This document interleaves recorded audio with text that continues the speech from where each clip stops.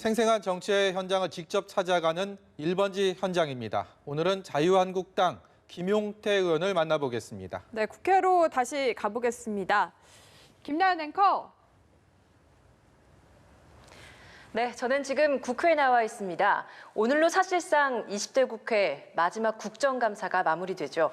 증인 채택 문제 때부터 굉장히 여야 간의 공방이 치열했던 곳 중 한 곳이 바로 정무위원회인데 정무위원회 소속 자유한국당 김용태 의원과 함께 이야기 나눠보도록 하겠습니다.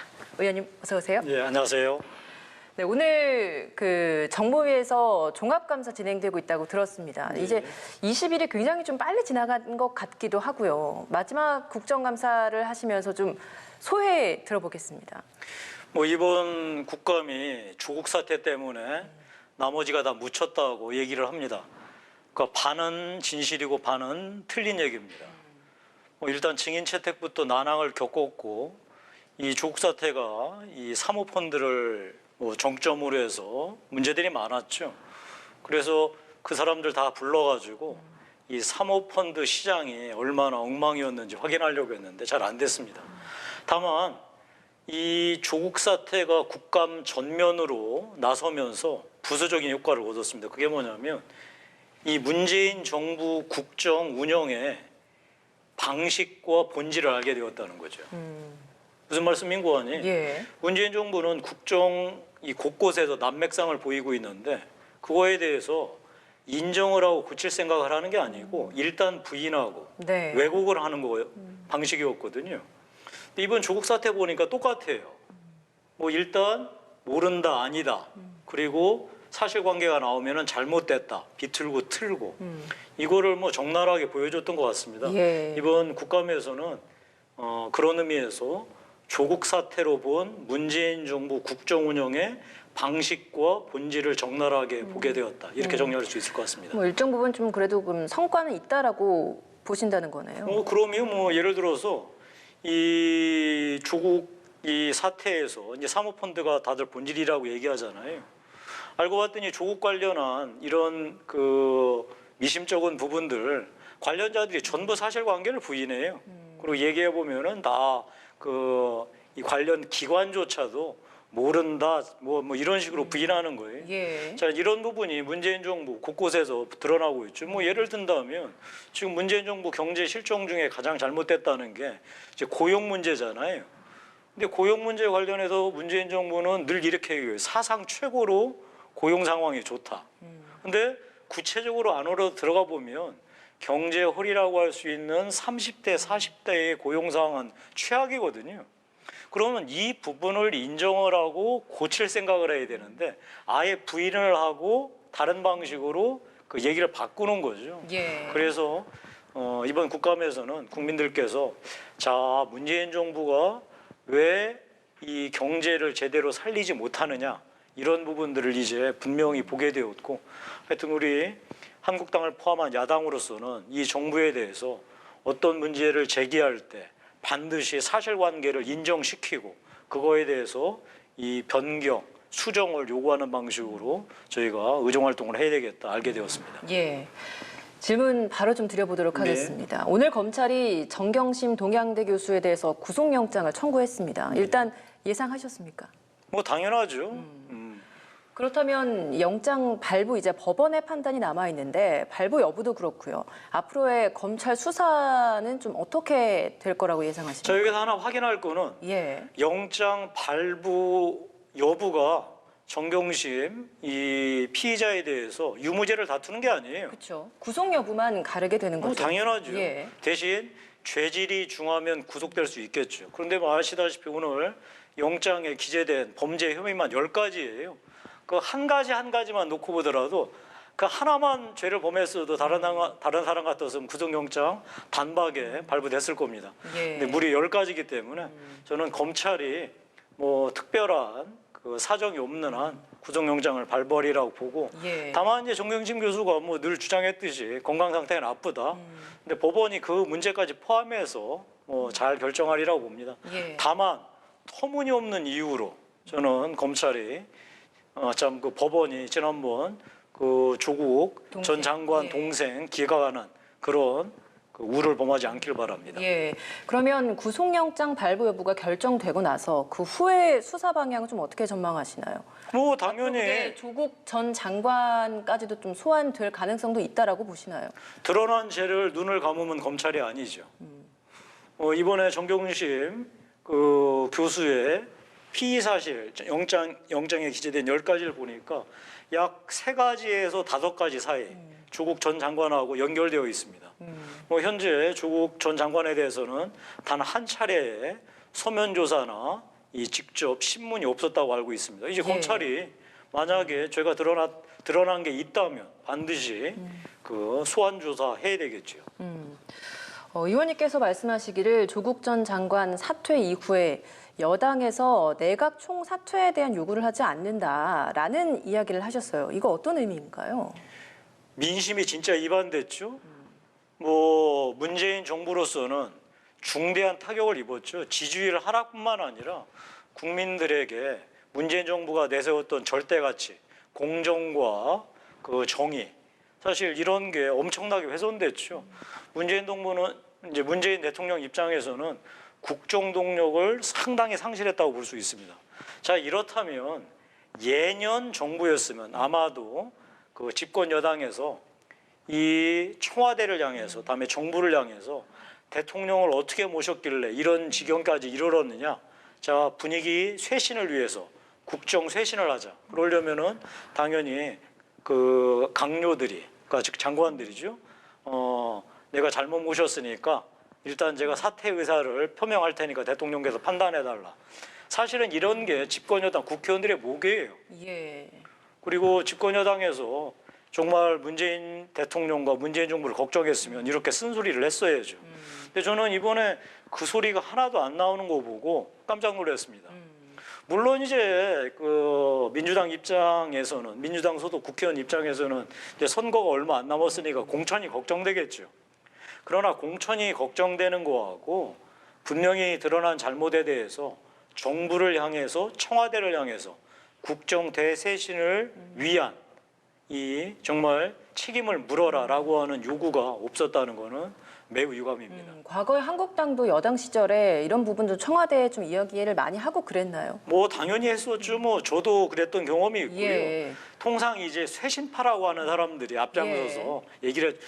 물론 이제 집권 여당 내에서는 주로 대통령의 뭐 직계라고 할 수 있는 사람들이 뭐 이 대통령이나 청와대가 잘못하더라도, 그리고 그래서 민심이 이반되더라도 그냥 좋은 게 좋은 거라고 이렇게 가는 부류가 있었죠. 하지만 정말로 국정을 걱정하는 이런 예. 쇄신파들은 목소리를 높여서 이 내각 총사퇴를 포함한 이런 주장을 용기 있게 했었는데 예. 저는 민주당에서 그런 목소리 하나도 없었다는 게 매우 괴이쩍고 뭐 한편으로 심유감입니다. 요즘 민주당 내에서 뭐 금태섭 의원도 그렇고요. 뭐 일부 의원들 내에서는 조국 전 장관 이제 사퇴 결정된 이후에 또 뭐 이런저런 이야기를 또 표명하는 의원들도 있거든요. 그럼 이런 의원들의 목소리는 어떻게 이제 그런 의미에서 뭐 금태섭 의원, 박용진 의원, 김혜영 의원 이런 초선 의원들이 나름 목소리를 내는 거는 매우 높이 평가를 합니다. 다만 그거를 한 단계 더 넘어서서 국정의 대쇄신을 요구해야 되거든요.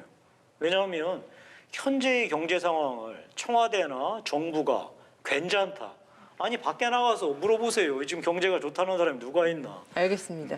예, 뭐 청와대에 더 나아가서 또 얘기를 할 수 있는 목소리가 필요하다라는 그럼요. 이야기신 것 같습니다.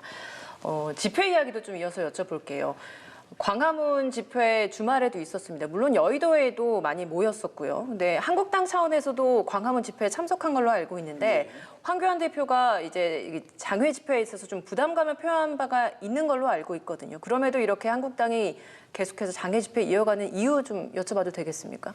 일단 이 조국 일가에 대한 검찰의 엄정한 수사를 촉구하는 한편 이 집권 여당, 청와대, 다음에 소위 이제 문재인 대통령을 열성적으로 지지하는 사람들이 검찰을 압박하는 거에 대한 저희 이제 일단 견제 체계라고 보시면 될 것 같고요. 예. 그럼에도 불구하고 계속해서 장애 집회를 이어가는 거는 옳지 않죠.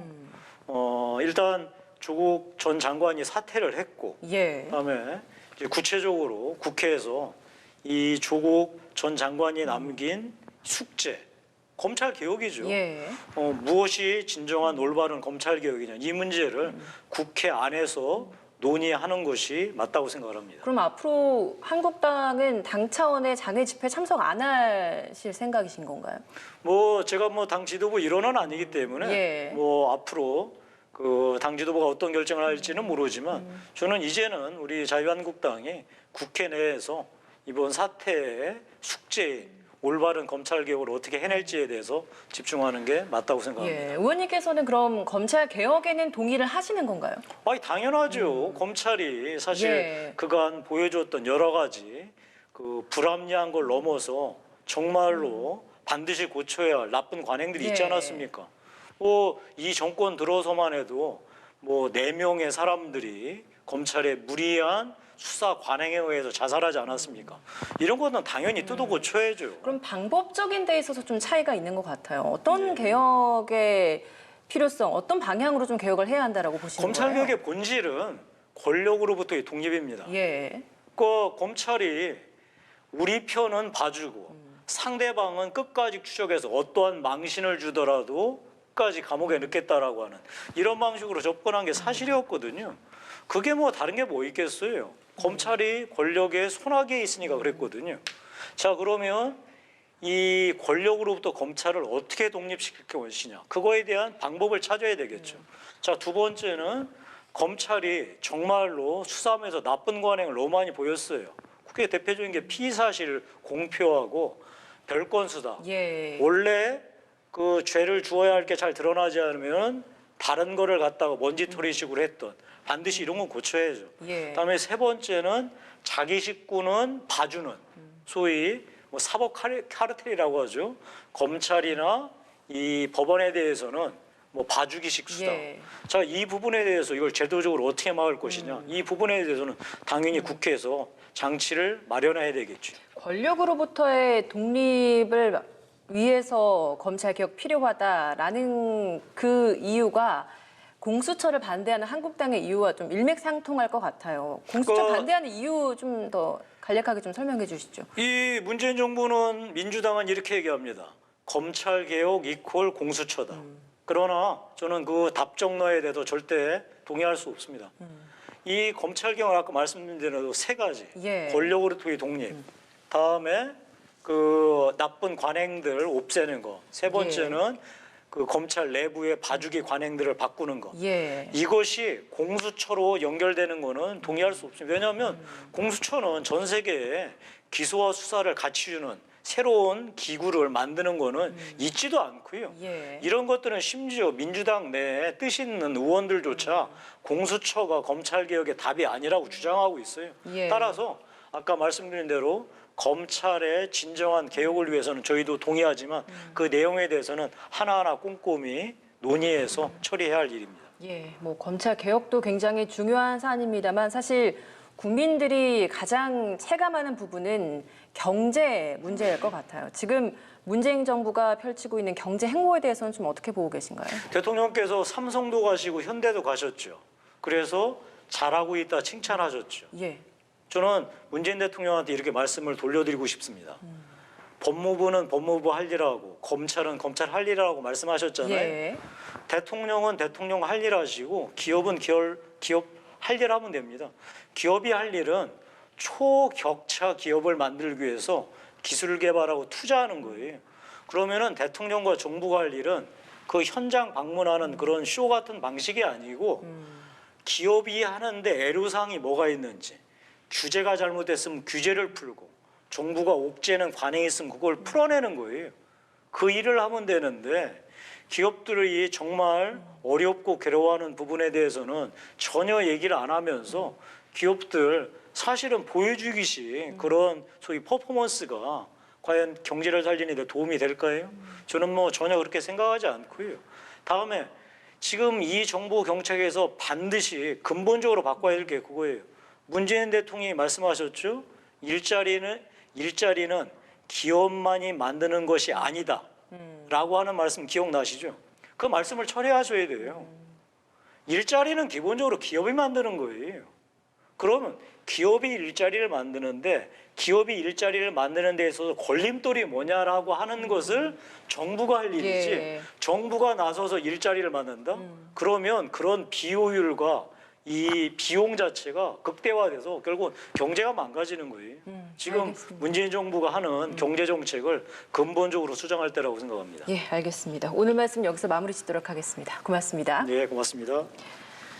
네, 자유한국당 김용태 의원 만나서 한국당의 그동안 현안과 관련된 이야기를 좀 잘 들을 수 있는 시간이었습니다. 저희는 앞으로도 이렇게 현장을 직접 찾아가서 의원들의 목소리를 들어보겠습니다. 지금까지 1번지 현장이었습니다.